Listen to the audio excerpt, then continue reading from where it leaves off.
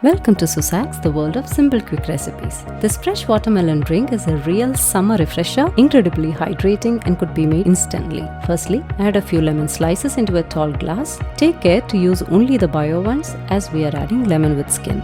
Alternatively, you can also add lemon juice. Now add a few watermelon slices, fresh mint leaves, about 1 tablespoon of sugar and a pinch of salt. Then gently crush everything with a muddler or anything similar you have to get that extract out. It's better to use a wooden one if you have, or a wooden spoon.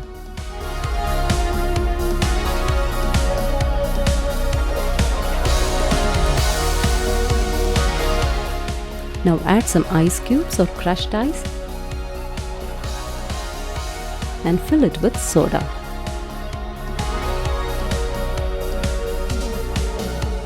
Add few more small pieces of watermelon, 2 lemon slices and a few mint leaves. Mix all those beautiful layers together. It feels like an absolute breeze in a glass.